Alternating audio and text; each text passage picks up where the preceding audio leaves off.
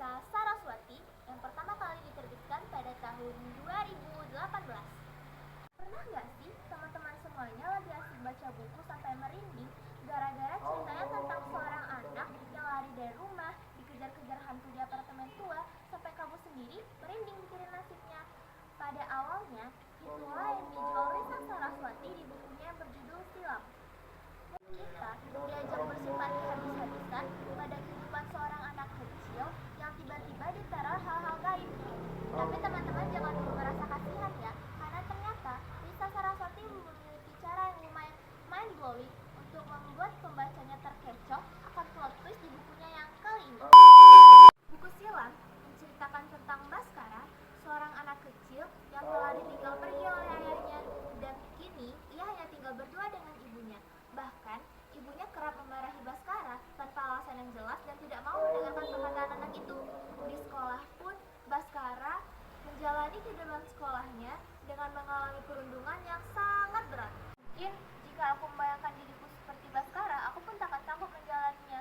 Tapi, Risa Saraswati memang memiliki teknik tersendiri untuk memberikan jump scare pada para pembacanya ketika asik membaca dengan tenang, tiba-tiba menjadi ketakutan karena kisahnya yang diselipkan dengan kisah-kisah horor yang menegangkan, seperti di saat Baskara berlarian di apartemen tua dengan di belakangnya terdapat hantu yang berjalan dengan deri tulang dan muka yang hancur.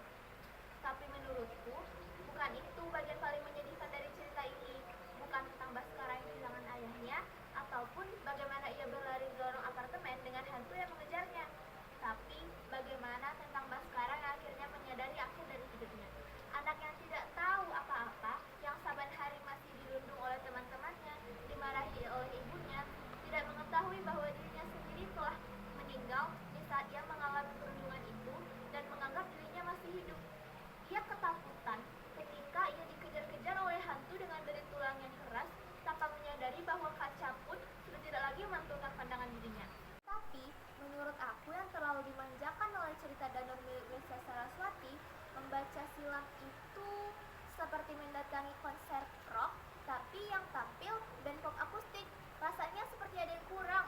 Mungkin sebelumnya, dari novel-novel Risa Saraswati yang aku baca, Risa Saraswati akan menceritakan dirinya sebagai pemeran utama dan menceritakan interaksinya dengan teman-temannya, atau menceritakan bagaimana kisah kelam teman-teman hantunya sebelum meninggal, seperti kisah Peter, William, dan lain-lain. Jadi, kalau teman-teman sudah terbiasa dengan cerita Danur atau cerita Risa yang lainnya, mungkin membaca Silam akan seperti ada yang hilang. Bagi teman-teman semuanya yang sudah terbiasa dengan novel-novel Risa sebelumnya yang menceritakan Risa sebagai tokoh utamanya, mungkin Silam ini akan terasa lebih kaku karena Risa lebih fokus kepada plot twist yang akan ditunjukkannya di dalam novel daripada fokus ke mengeksplor latar belakang dari novel Silam tersebut. Risa mungkin terlalu sibuk untuk menyusun teka-teki agar menjadi plot twist pada akhir ceritanya, sehingga bagi teman-teman yang terbiasa dengan cerita Danur atau cerita-cerita lainnya, cerita ini akan mungkin terasa agak hambar karena kita semua sudah terbiasa dengan cerita horor yang diceritakan langsung seperti kisah nyata oleh teman-teman Risa. Sedangkan di sini kita akan dibawa menuju teka-teki yang pada akhirnya menunjukkan bahwa ternyata Baskara itu sendiri sudah tidak lagi memiliki nyawa.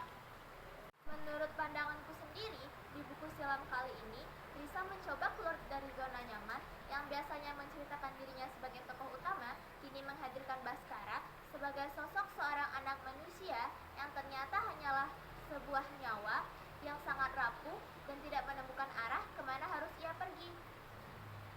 Pada akhirnya, novel ini bukan menceritakan tentang Baskara yang melarikan diri dari kejaran hantu di lorong apartemen tua, tapi menceritakan tentang tragedi kemanusiaan yang dibungkus dengan kain kafan horor yang menceritakan tentang plot twist paling menyakitkan dari kehidupan, bahwa yang paling ditakuti manusia dan yang paling menakutkan bukanlah hantu yang kelihatan bermuka hancur dengan derit-derit tulang yang berbunyi keras, tapi menyaksikan bagaimana seorang anak manusia mati tanpa tahu bahwa ia sendiri sudah tidak lagi bernyawa.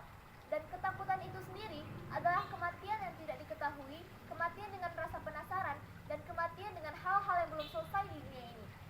Meski judulnya horor, tapi malah terlihat seperti tragedi kekeluargaan. Jadi, sebenarnya Silam ini worth it nggak sih buat dibaca? aku, buku sulap ini sangat worth it buat dibaca. Kenapa? Karena plot twist yang disajikan dalam buku ini bakal membuat teman-teman merasakan merinding, nyesek, dan sakit di saat yang bersamaan. Tapi, buat teman-teman yang sudah terbiasa dengan cerita Danur, teman-teman harus pintar untuk mengatur ekspektasi. Karena mungkin teman-teman akan merasakan sedikit kecewa jika buku ini tidak sama seperti buku-buku risal lainnya. Jadi, menghabiskan beberapa puluh ribu untuk membaca cerita ini worth it gak sih? Menurut aku sangat worth it. Jadi buruan teman-teman untuk